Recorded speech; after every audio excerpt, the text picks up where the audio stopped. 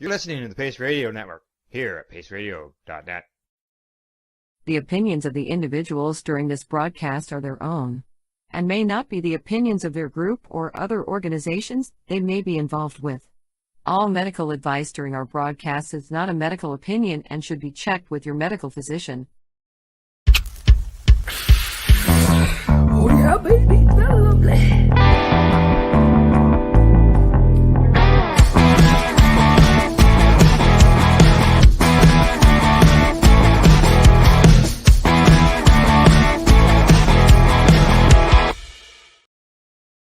Hello.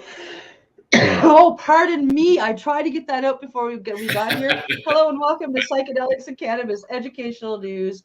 It is March 16th, 2023, and we are here live at the Legacy420.com news desk and on the Pace Radio Facebook, YouTube, Twitter, Boxcast locations, and at paceradio.net and cbgtv.com. My notes were written before we had CBGTV, so I have to always remember to add that in. I sometimes forget. Good morning, Glenn. Good morning. How are you? I'm doing well, thanks. I am back from my, funny enough, my medication session that I went for over the weekend, and it was pretty awesome. Al filled in for me last week as I could not do it. Flying in one day and then trying to do the news the next day was a little too much for me. But I'm back this week. Yay! We might as well hop right into the stories, heading over to story number 1 from MJ Biz Daily. Indiva pauses some production over cannabis edibles dispute. Another Canadian cannabis producer has hit pause on the production of certain products because of a dispute with Health Canada over what constitutes a cannabis edible. Indiva Limited has been notified by Health Canada that some of its lozenge products have been improperly classified as extract rather than an edible, the Ottawa, Ontario-based company announced on Tuesday. I remember when this all happened.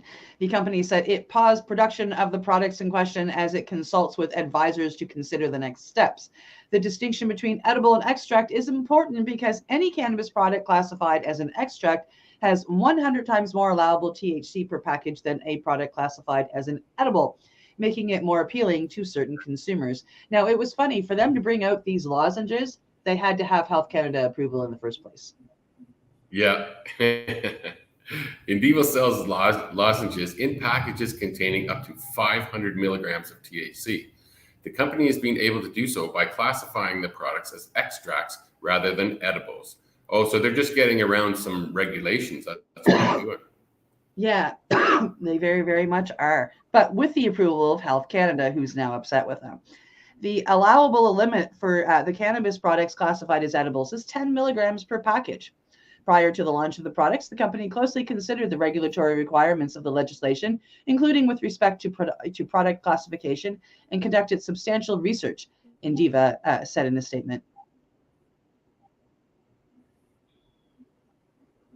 And consistent with the legislative requirements and the company's research, the company classified the products as cannabis extracts.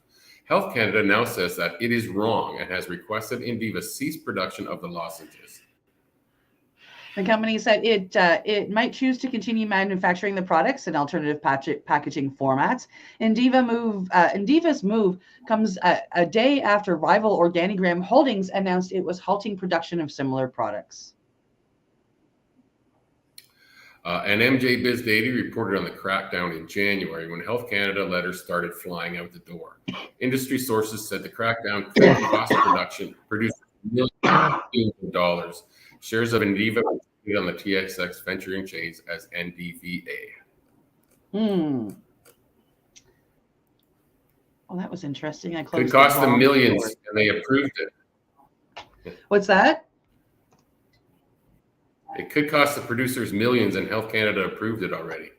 Oh, absolutely. It's going to cost them millions. Now, I lost the next story. I have to go find it. Okay. Would you like me to start on it? Which one was it? No, which one was it? More extracts. It's Who is it here? You broke up. What did you say? More edible extracts.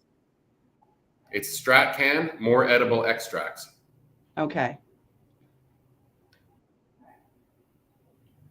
Do you want me to start on it? No, I want to get it up before we start on it. You might as well read it, and I'm going to find it. I'm not finding it for some reason. And I will put it up here in just a second. Edible extract. Okay, more extracts companies say they will be pausing production. More producers of cannabis-infused lozenges have released comments noting that they will be adhering to the Health Canada notice to cease sale and distribution of these products. In the past, Organigram and now Indiva have released official comments on the ongoing issue with the so-called edible extracts products, noting that they have paused production in adherence with Health Canada's guidance on the issue. And this is basically the same story we just read in a little more detail. A representative with Aurora Cannabis now confirms that they too will cease production of their own so-called edible extract product, Glitches. The Health Canada noticed to companies making these products that 10 milligram THC limit for edibles have until May 31st, 2023 to cease selling and distributing these products. Both companies still maintain this. No, I'm back. I'm here. The thing is up. So this, it's not the same story. It's about Organigram. It's about the same issue. Whereas the last story was about Indiva. Both companies still maintain that such products are not actually edibles, but are indeed extracts. Organigram, which has been selling the Edison Jolts products, cannabis-infused lozenges that are sold in packaging exceeding the 10 milligram THC, states the company remains of the view that the patent-pending products are properly classified as cannabis extracts and compliant with the cannabis regulations, and is assessing its options with its legal advisors. At present, the company has paused production of the products in the current packaging format pending resolution of the matter. Indiva, which sells a similar product in 100 milligrams, 250 milligrams, and 500 milligrams THC per package formats, provide a similar comment. And prior to the launch of the products, the company closely considered the regulatory requirements of the legislation, including with respect to product classification, and conducted substantial research. Consistent with the legislative requirements and the company's research, the company classified the products as cannabis extracts. Currently, the company has paused production of the products as it consults with its advisors and considers next steps and a potential resolution of this matter. The company may choose to continue manufacturing the products in alternative packaging formats. Health Canada issued a public warning about these products on March 3rd. Some edible cannabis products were found to contain more than the allowable limit of 10 milligrams of THC per package, notes the press release. These non-compliant products in product formats similar to gummies and other confectionery products, such as hard candy, have been incorrectly marketed and sold as cannabis extracts. The Federal Health Authority also issued a new online document providing clarity on the issue of the classification of edible cannabis. The document, in part, notes that a cannabis edible is defined as any article manufactured, sold, or represented for use as food or drink for human beings, chewing gum, or any ingredient that may be mixed with food for any purpose. Well, then it's all edible, isn't it? Yes, it is. This is just a technical little glitch here. License holders should verify if their cannabis products are classified correctly. License holders are encouraged to review the definitions of and requirements for cannabis and cannabis products in the Guide on Composition Requirements for Cannabis Products and Packaging and Labeling Guide for Cannabis Products. In an email to StratCan on Monday, March 6th, a representative for the Federal Health Authority confirmed they are sending out notices to companies making these non-compliant products. Federal license holders that have non-compliant edible cannabis products have or will receive a non-compliance determination letter. This letter indicates that actions and the associated timelines that license holders are expected to take to come back to compliance. Provincial and territorial distributors have been and will continue to be made aware in order to adjust their operations accordingly. Health Canada initially used warnings to at least some producers or manufacturers of so-called edible extracts in January, warning them that they were not compliant with federal regulations. One producer, Vortex Cannabis, confirmed they received an order from Health Canada to stop sales of their full-spectrum THC jelly cubes due to these being inaccurately classified as extracts rather than edibles. They're extracts in an edible form. That's what they are. That's it. The Vertex jelly cubes come in a 10 milligram THC squares that were sold with multiple units per pack. Several other companies make similar products, including Indiva, Organigram, Lush, and Aurora Cannabis. Lush has not yet responded to requests for comments on the subject. A representative for Aurora now confirms that they will also be adhering to Health Canada's deadline to cease production. We confirm we have received a letter from Health Canada regarding the extracts category in our glitches product, writes Kate Hilliard, a senior manager of the corporate communications at Aurora. After careful review, we are making the necessary adjustments to our portfolio and phasing out our glitches product in its current format by the required deadline. No other products have been impacted, and we disagree with Health Canada's assessment of the extracts category. We are committed to compliance. We firmly believe that the legal cannabis market needs novel approaches to continue to appeal to Canadian consumers, especially since the illicit market operates pervasively without rules or oversight, posing risks to public health, all while evading taxation. Changes in legal interpretations, such as the ones on cannabis extracts, particularly push consumers back to the illicit market. Canadian consumers expect leading-edge products, and Aurora will continue to offer high-quality and innovative cannabis products to support the growth of the legal market, as we have always done. Health Canada limits edible cannabis products to a THC content of no more than 10 milligrams per package. Cannabis producers are arguing that the products in question were in fact extracts and not edibles. An interpretation of the federal regulator now confirms that they do not agree. Editors note the article has been updated and includes new comments from Aurora. Well, it's an edible made with a concentrate, and that's why they're trying to get around. But it is an edible. It is something that you ingest, not something that you smoke or vape. But I mean, they would have had to put in for approval for this product, and they would have received approval for this product, and now it's kind of like it's being taken away. But seems very low. What was that? 10 milligrams seems like it's very, very, very low. Well, it is, but I mean, that was an argument in 2018. Like when actually in 2019, when they were bringing out edibles, that's when they announced that. Like that's quite like that. You know, that's 4 or 5 years old now. You know, when they brought out edibles in 2019, we had that argument. We're still having that argument. It's an ongoing argument. 10 milligrams for somebody like me, I need to buy 5 packages, and that's a lot. For somebody like me, who I was before Iboga and had my tolerance crushed, like, I mean, 2,500 milligrams, that's a lot of packages at 10 milligrams per package for a day. And, you know, it's foolish. It makes no sense. Yeah, I agree that there are people out there that 10 milligrams, I mean, I know them, 10 milligrams will do them a week, and they'll be high every night. But for somebody like me, 10 milligrams won't get me through the morning. Well, I have no problem with each individual gummy being 10 milligrams, but you should be able to put a bunch of gummies in the pack instead of having one pack with one gummy. Well, yeah, like I said, we've been arguing that since 2019. It hasn't made sense since then. It'll never make sense. But I don't mind them selling 2 milligram gummies and 10 milligrams per pack, because like I said, I know people that'll do them. But what they should be doing is offering packages beside it that are 10 milligram gummies with 100 milligrams per pack or 200 milligrams per pack. You know, so you have 10 or 20 gummies in there. I agree. And they should be offering the full spectrum is what they should be offering. I don't want to shame them for what they're doing, because people need what they're doing. But what they need to do is add what other people need. Yes. We are heading on to our next story, coming to us again from MJ Biz Daily. 5 Canadian cannabis producers face May deadline in extract edibles conflict, which of course we just talked about in the last 2 stories.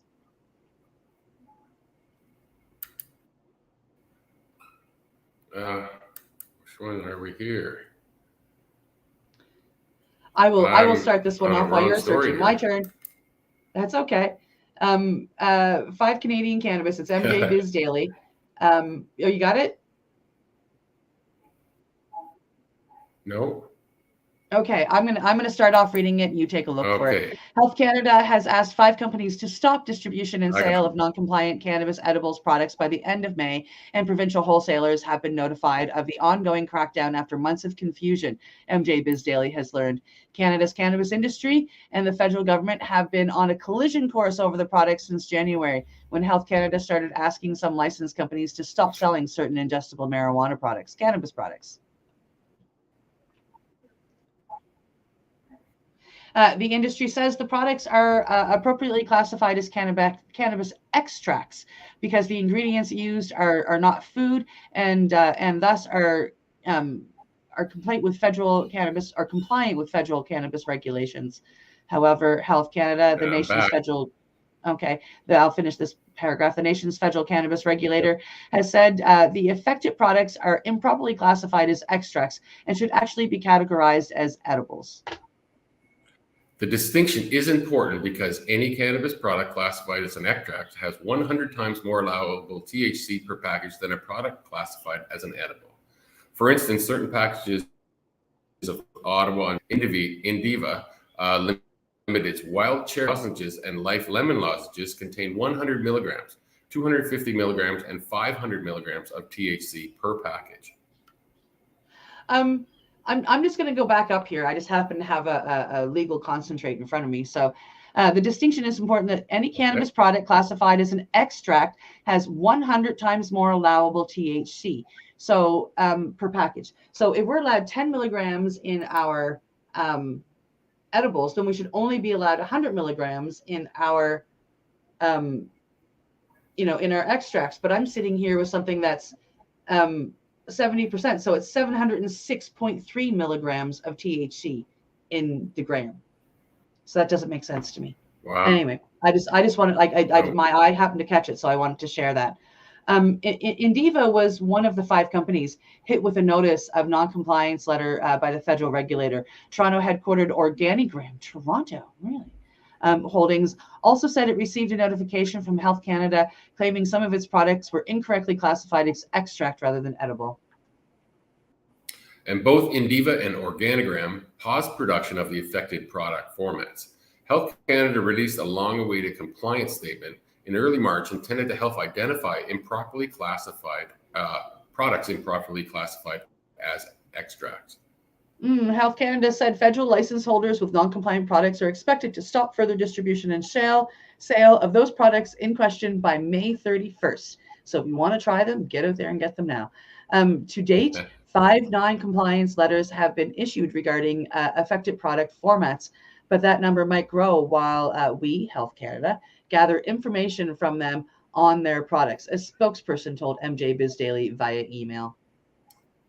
And asked what consequences license holders could face if they failed to comply, the spokesperson said Health Canada's preference is for regulated parties to voluntarily undertake actions to regain compliance.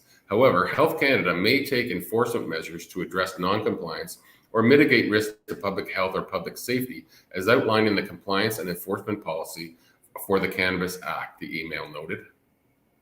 Those measures could range from calls and letters, which are intended to educate and prevent non-compliance, to inspections, to measures intended to correct non-compliance or address a public health or safety risk.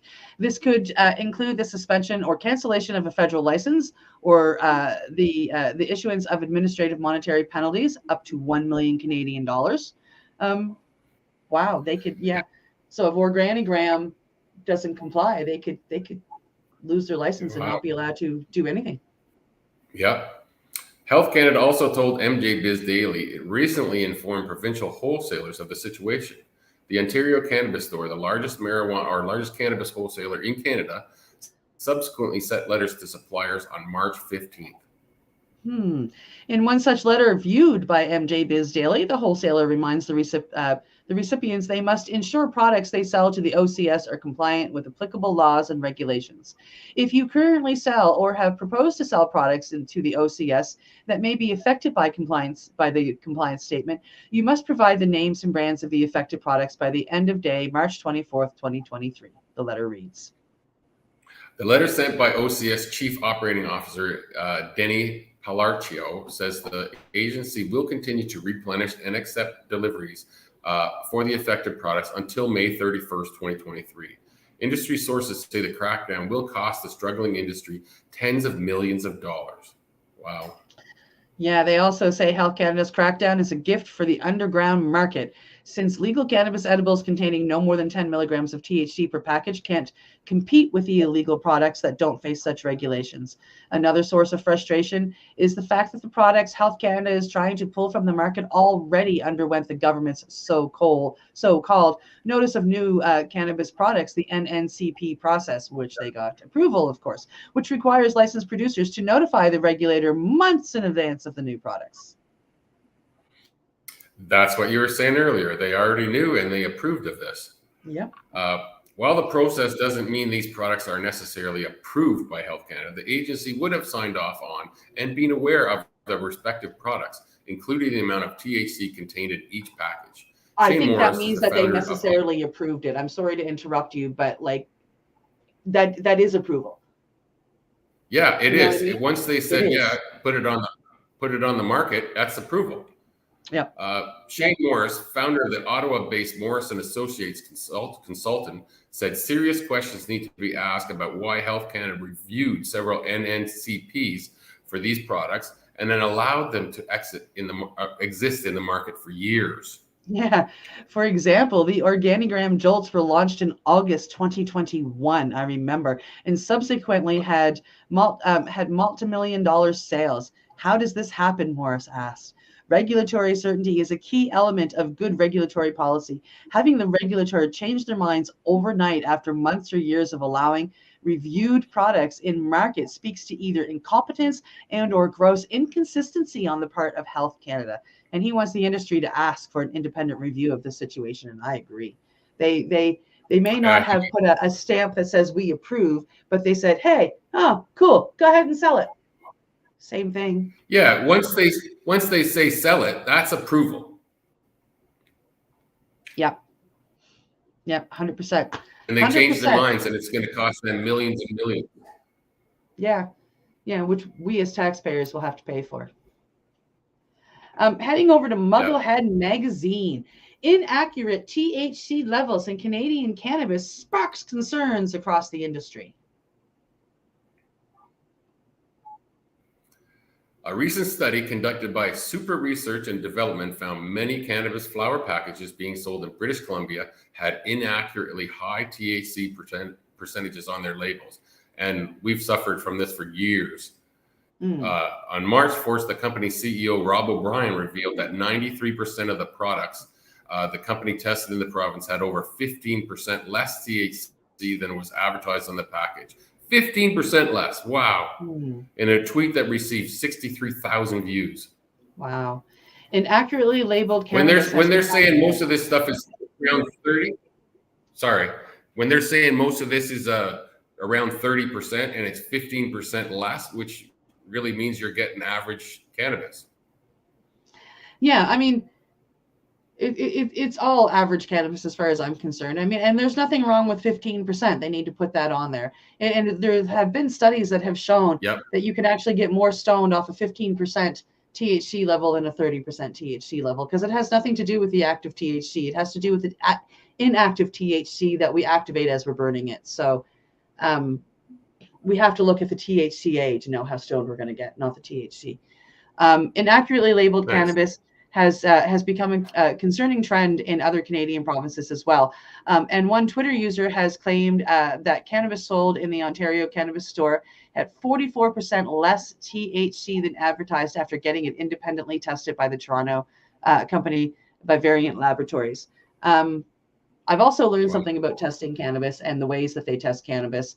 And a lot of the testing, like a lot of the things they use to test the cannabis, will show that that it's a handheld device, and it'll show them that it's 30%, but it's reading it wrong, or it'll show them that it's 15% when it's really 30. So, this is one of the things that we learned at Legacy 420, which will, we recorded the interview, so it'll be shared eventually. O'Brien says that Supra and Vivariant are the best places to get cannabis independently tested, as they both hold ISO 17025 accreditation. This means the labs have met a certain standard of credibility established by the laboratory experts from around the globe. And regardless of what caused the current crisis, I believe that the path to the solution is to have more in-store products tested to determine if they meet label claims. And if they do not, then use the existing regulatory framework to get this issue corrected. In an interview with Mugglehead, the owner and president of North 40 Cannabis, Gordon Nichols, said he discovered really ugly results from 33 cannabis products he had tested that were obtained from retail outlets throughout Ontario and the Canadian prairies. Yeah, and I just want to state here, when they're talking cannabis products, they aren't just talking flower. They are talking extracts. They are talking edibles. They are talking tinctures. They are talking all of it. So it's not just, the flower that they're talking about. Out of 33 cannabis samples from different companies, only 7 passed the THC labeling accuracy test by the lab Nicole used. Those 7 companies are Joe Botanicals, Aurora Cannabis, San Rafael 71, Lot 420, Tribal Cannabis, Highland Cannabis, Caramel Cannabis, and North 40. Caramel is wonderful, by the way. Currently, he is unwilling to disclose the list of major brands that his unnamed lab found to have products in stores with up to 98% less THC than advertised, because he does not want to appear that he is trying to promote his own company. He says one bag he tested from a major cannabis supplier had only 19% concentration of THC, when the package claimed it had 38%. That's just one example. According to Nickel, one unnamed lab in Quebec, a major part of the problem, along with other rogue labs, giving inaccurate results, and the distributors and buyers are also partially to blame for this. Why would the buyers be to blame for this? I don't know. Because we buy it and don't question it? I don't know. He says North 40 has been losing business because these companies falsely advertising greater THC contents in their goods than there actually is. Nicole says he is aware that others have been independently testing these products as well, and expects the information will be released from other sources in coming days. We need enforcement from Health Canada and Industry Canada now. Innovation, Science, and Economic Development Canada, says Nicole. And I'm going to agree with what he says. I have my father bought me two edibles here in Nova Scotia from the legal store. And although one was 10 milligrams and one was 14 milligrams, and my tolerance says I need about 50 to really feel it, I was probably at about 100 milligrams worth of high. Wow. Yeah. So you're saying it goes both ways. Yeah. Sometimes absolutely. the THC levels are wrong and they're a lot higher than they say on the pack. In the edibles, yeah. And I think that comes from mixing properly. So if you take a product, so you take chocolate, because chocolate was one of them, and you mix in your THC and you pour it out, if this chocolate bar over here gets you really high, that means this one over here is going to do nothing to you, because all the THC is now gone. So you have to mix it better. It's hard to get into making edibles properly and making them consistent, across the batch, but it's definitely, necessary. And, although I didn't mind being too high because I understand it. Imagine that if that was somebody new to cannabis and they thought they were eating 14 milligrams, and next thing you know, they can't walk because they're so high. That's not cool. Yeah. But with that, we've done our 4 stories. It is break time and time to medicate, so I can choke off air. Glenn and I will be right back after a session. You are watching Psychedelics and Cannabis educational news source here at paceradio.net and cbgtv.com. Back in a couple. You're listening to the Pace Radio Network here at paceradio.net. In February of 2022, the Victoria Cannabis Buyers Club and Ted Smith were fined $6.5 million. This for helping 8,500 patients with access to medical cannabis.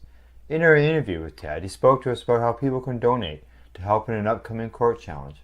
And here is part of that interview. From what I've seen lately, I believe that you've got something that you're trying to do as far as fundraising to deal with this next court challenge. For now, people can write checks directly to Jack Lloyd Law Corporation or send e-transfers to save the VCBC at gmail.com. I guess those are the 2 easiest ways for people to help right now. What do you find at paceradio.net. People advocating cannabis education. Enjoy the buzz of legalization with Campbellford Lifestyle Shop. From lights to plant nutrients, books, consumption accessories, and more. We've got all your basics to grow or consume cannabis. Visit our info center or take a look at our piercing services and body jewelry, now available in-store through Campbellford Lifestyle Shop, 17 Bridge Street West, Campbellford.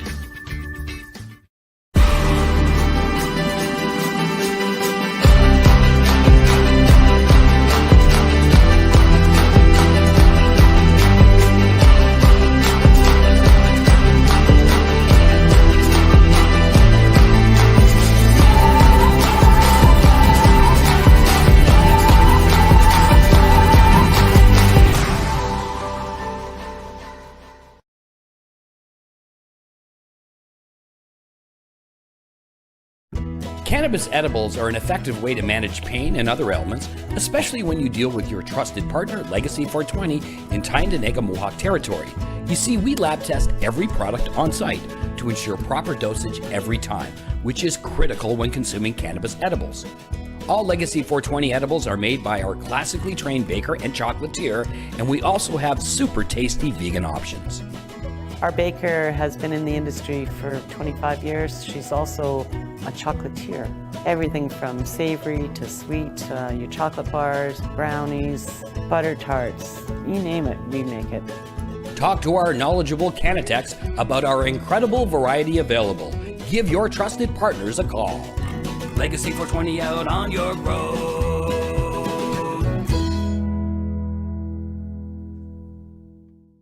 You're listening to the Pace Radio Network here at paceradio.net. And we are back from our medication session.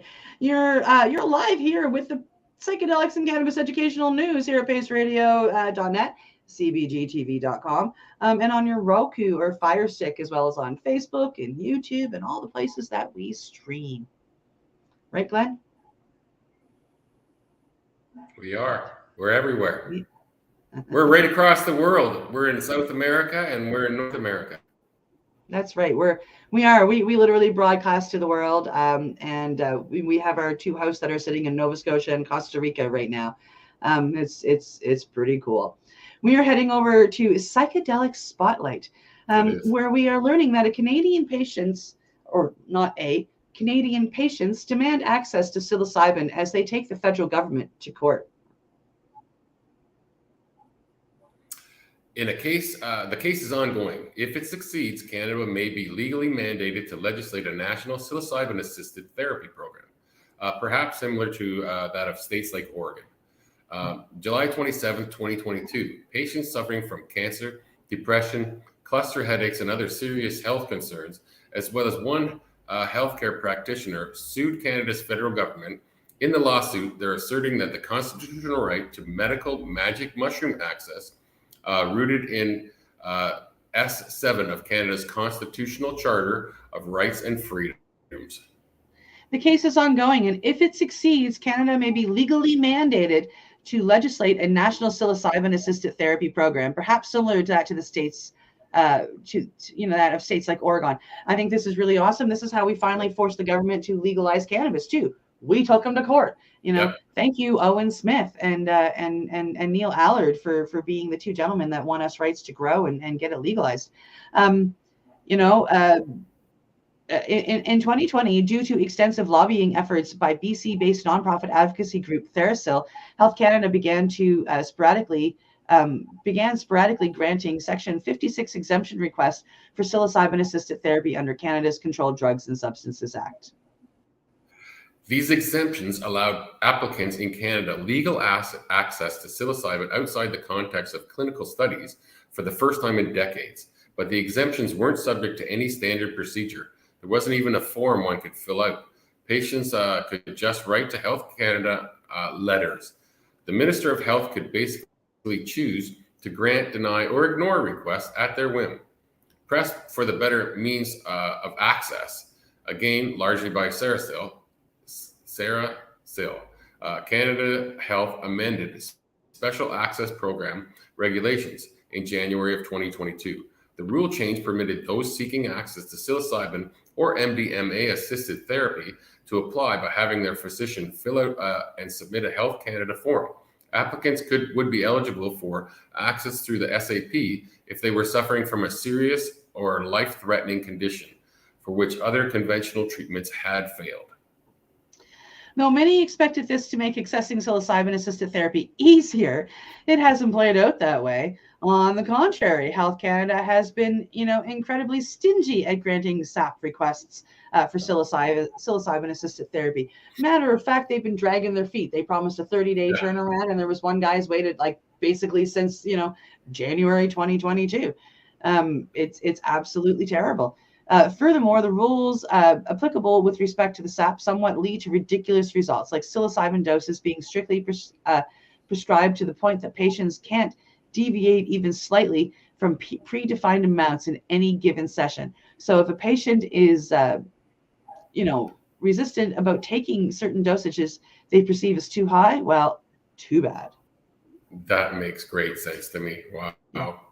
The HARDO plaintiffs have all applied for access to psilocybin either via S56 or SAP.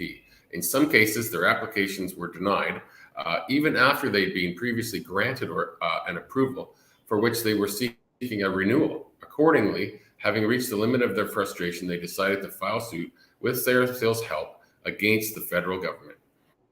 The plaintiff's claim argues that access to psilocybin-assisted therapy solely via S56 or the SAP, where requesting patient seeks access for treatment of a serious health issue, fails to provide patients with constitutionally viable access.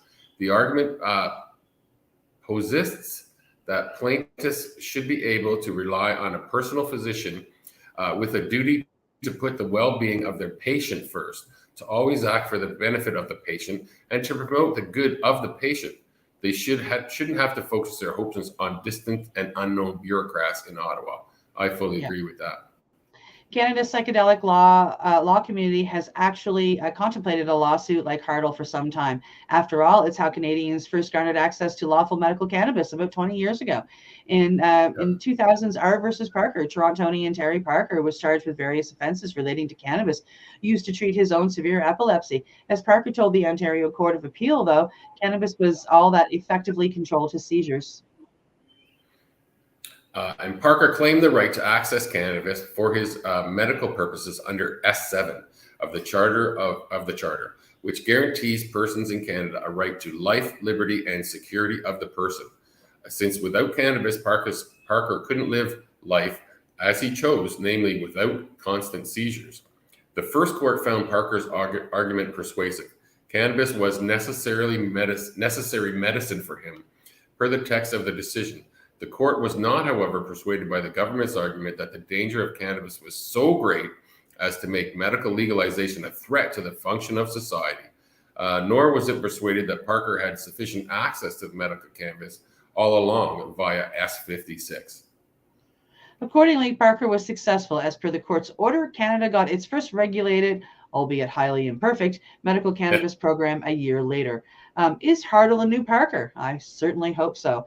If one swaps psilocybin for cannabis in the Parker ruling, do we have the same result? Probably, but that doesn't mean the ruling in Parker will automatically apply to HARDO. And Parker's central question was never addressed by the Supreme Court of Canada. In any event, the case law since then has changed considerably. In some ways, it's moved away from the Ontario Court of Appeals approach in Parker. Although in other respects, the court has expanded Canadians' liberty interest under S7 in ways that could favor HARDO's plaintiffs. The Supreme Court's 2015 charter decision granting a constitutional right to access medical assistance in dying being the principal example. That decision and subsequent regulation of the program under the MAID is administered remains a flashpoint in Canadian society. Though in light of the MAID legislation and the programs in the works regulations for eligibility solely on mental health grounds, many find difficulty of access to psilocybin-assisted therapy not just baffling, but horrifying. Should some Canadians have easier access to medical-assisted death than psilocybin-assisted life? Wow. Hurdle is ongoing in federal court with lawyers for the plaintiffs currently requesting greater document disclosure by the government. The government is pushing back on disclosure requests, though that's par for the course in litigation.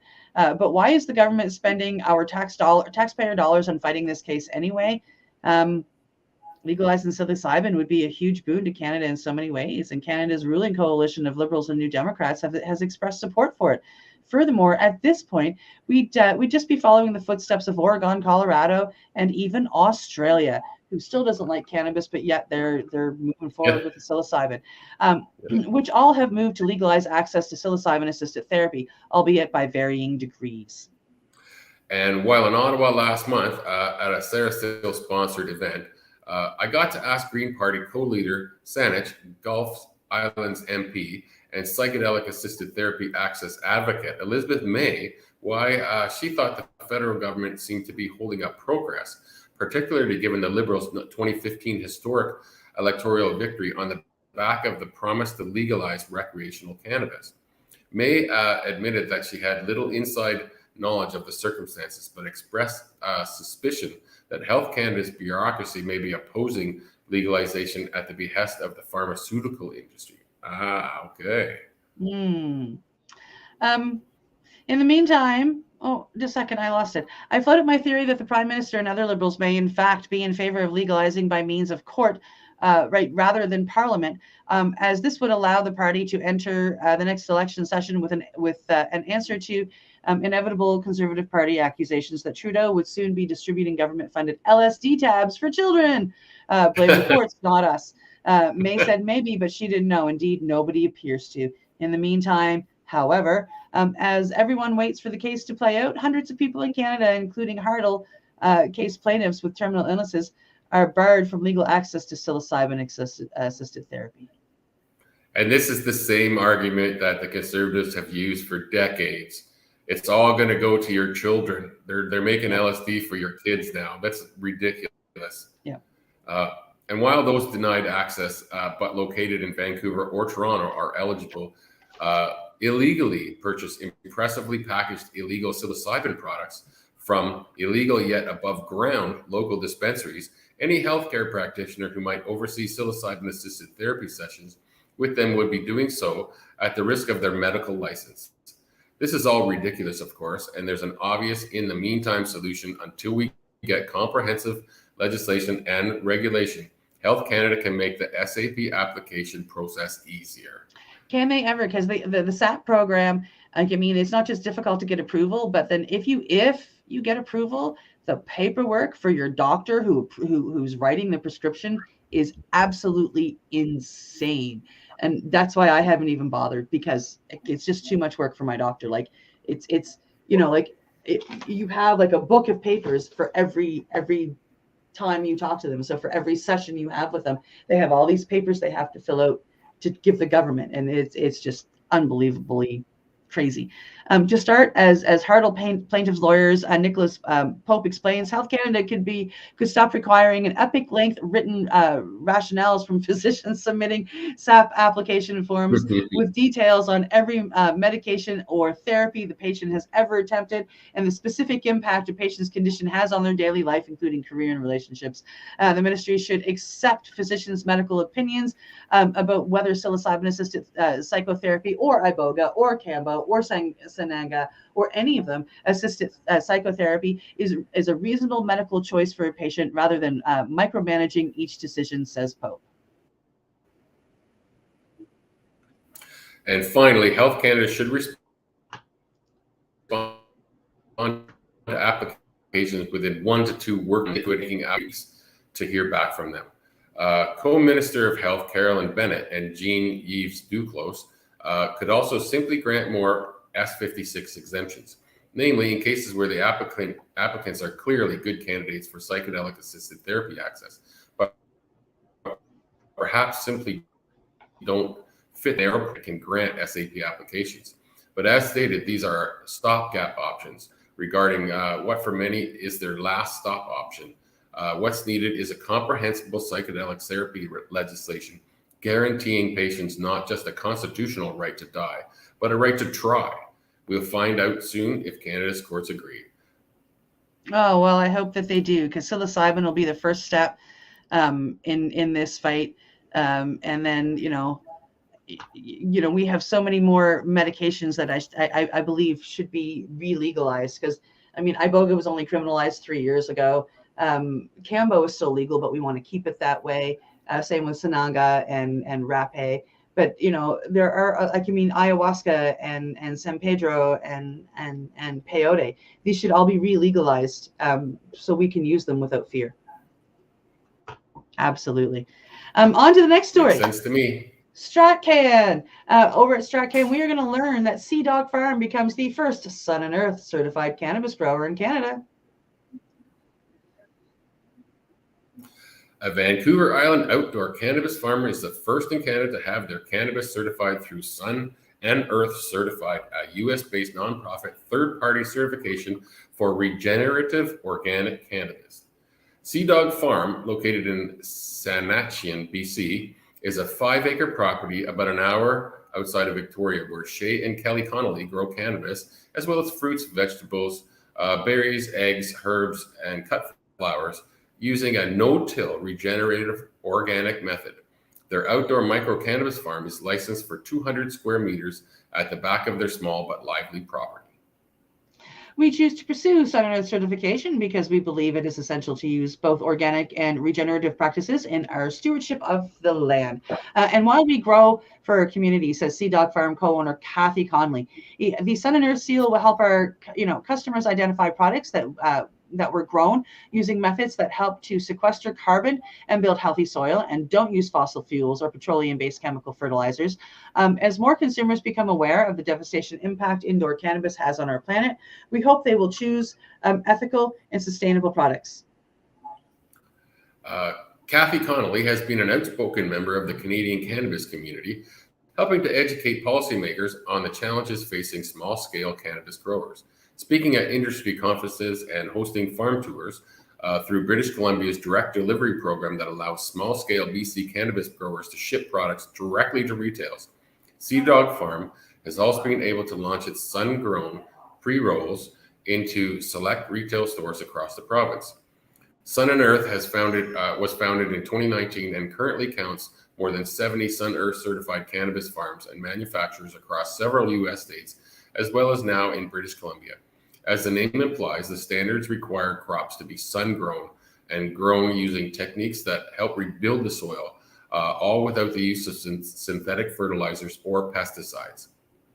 Standards also encourage the planting of cannabis alongside food crops and the use of cover crops, composting, and reduced soil tillage. Sun+Earth strives to certify farms wherever cannabis can be grown under the sun, in the earth, and without toxic chemical input, said Sun+Earth Certified Director Andrew Black. Sea Dog Farms is the first Sun+Earth certified cannabis farm in Canada, but hopefully not the last, continued Black. Sun+Earth aims to point the cannabis industry across borders in a cleaner, healthier, and more ethical direction, and provide needed support for struggling and small-scale farmers in regenerative organic community. The use of the term organic in the cannabis space in Canada has long been a bit of a Wild West situation, where little oversight of the term due in part to lack of federal Canadian standards. The Canadian Food Inspection Agency doesn't allow cannabis or other food products to be certified organic under their own or other organic non-food products. Other non-food products, their own organic standards, or can it bear the Canada Organic logo? Instead, many third-party agencies provide varying levels of organic certification based on internal standards. In addition, Sun+Earth cannabis companies in Canada can receive organic certification under organizations such as Pacific Agriculture Certification Society, Fraser Valley Organic Producers Association, EcoCert, and ProCert. Each organization has its own standards and enforcement message to ensure compliance with those standards. Well, that's awesome. Organic cannabis is also in high demand, at least according to an online poll from before legalization in 2017 that allows 57% of Canadian medical consumers and 43% of recreational consumers cared about such as distinction. Nonetheless, the amount of cannabis companies with some of organic certification remains just a small handful of the more than 900 production licenses across the country. 900 now, holy frig. Wow. But for consumers seeking these products, this can mean greater certainty of the methods behind production than just the term organic. Well, very cool. 900. I wish That's we what were I'm allowed to taking away from classify that organic. story. Is 900 producers here in Canada now. That's Yeah. absolutely insane. Heading to our next story over at High Times, Malaysian politicians say weed-infused product addressed to them isn't theirs.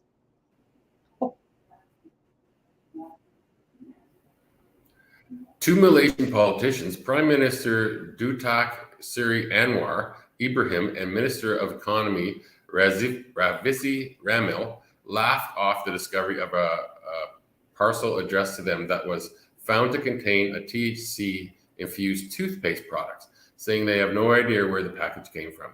On March 10th, Sepang District Police confiscated a parcel believed to contain a tube of toothpaste infused with THC addressed to two politicians at a courier hub in Palau, Meranti, near Putrajaya. The parcel was sent anonymously, perhaps as a prank. The toothpaste was labeled Happy Green with patterns of fan leaves in green and white, and the item was bought through an online shopping platform with an address in Indonesia. Minister of Economy, the Minister of Economy held a press conference held at the Parliament building in Kuala Lumpur to discuss the matter. I just think it's a waste, he joked, because I don't take weed. Both politicians claim they have no idea why the package was addressed to them.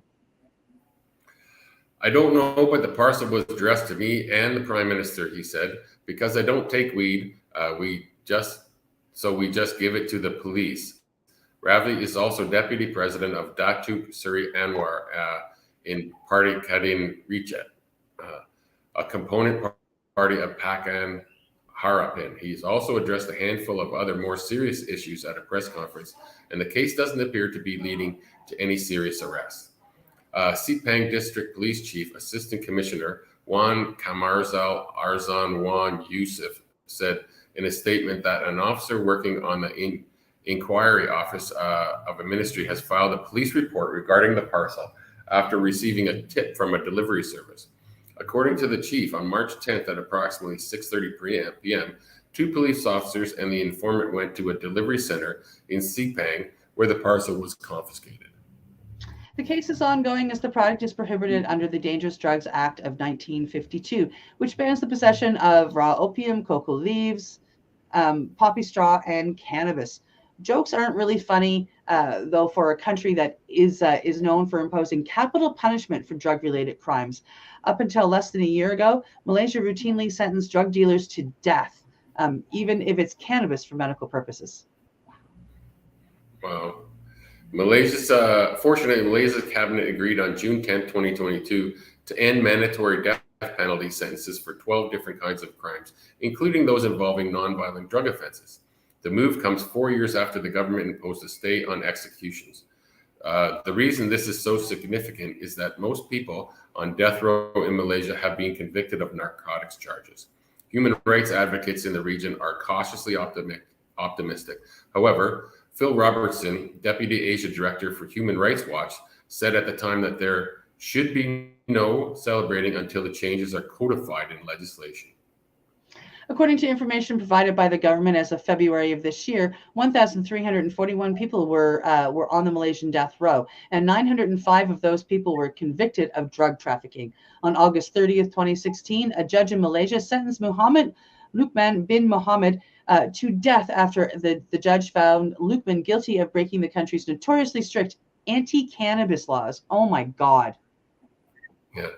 And according to local news sources in Malaysia, Luqman was arrested when authorities discovered just over 3 liters of cannabis oil. Additionally, he was found in possession of 279 grams of compressed cannabis.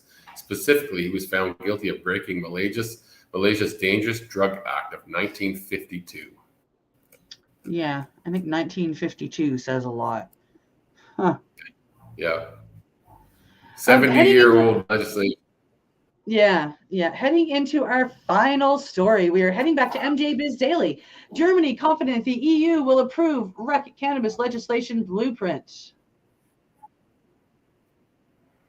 And German Health Minister Karl Lauterbach has expressed confidence that the country's plan to legalize recreational cannabis might soon overcome one of its biggest hurdles, the European Union approval.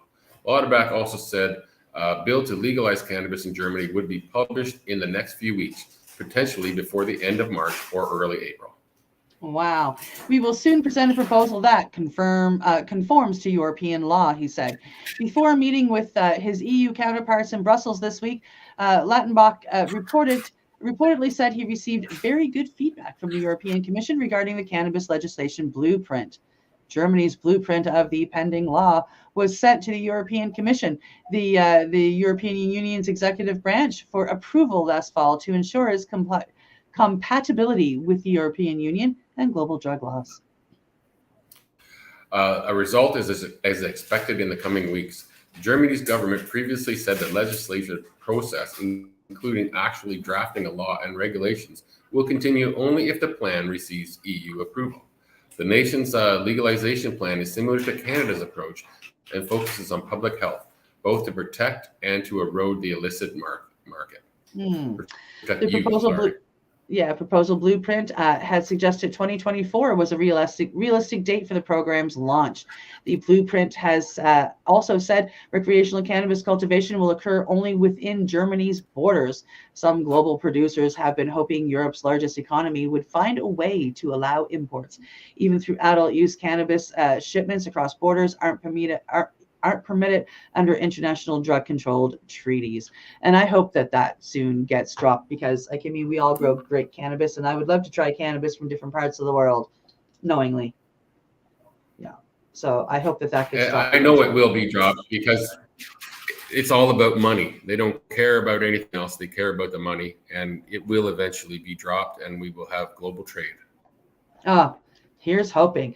And on those beautiful words, we are at the end of our show. And here's hoping that someday we report on global trade opening up, Glenn. That would be absolutely beautiful. And that's our PACE News broadcast from the Legacy420.com news desk for today, March 16th, 2023. And as we close the show, we'd like to say thank you to our sponsors, Legacy420.com and the Campbellford Lifestyle Shop. Plus a big thank you to you, our viewers. Catch our next broadcast with Reverend Kelly and Al, on Monday. I don't know the date right off the top of my head, but I hope that you join them and learn lots more. Thank you so much for joining Glenn and I, and I hope that you all have a wonderful day. Thanks, Glenn. You're listening to the Pace Radio Network here at paceradio.net. The opinions of the individuals during this broadcast are their own, and may not be the opinions of their group or other organizations they may be involved with.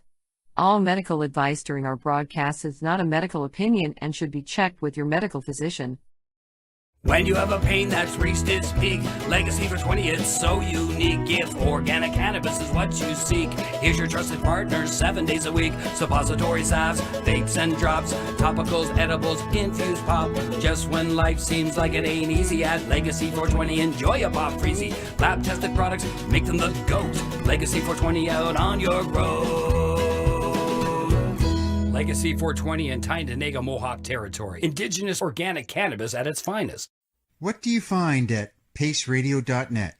People advocating cannabis education.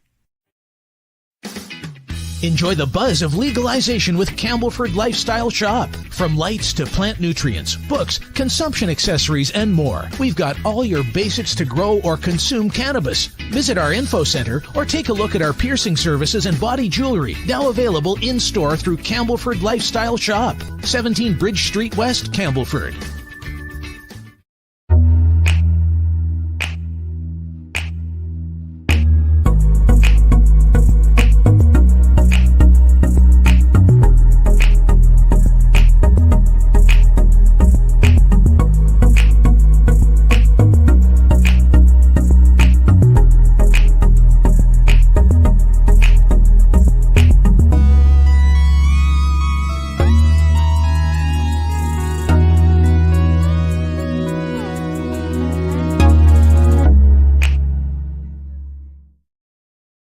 We are people advocating cannabis education here at paceradio.net.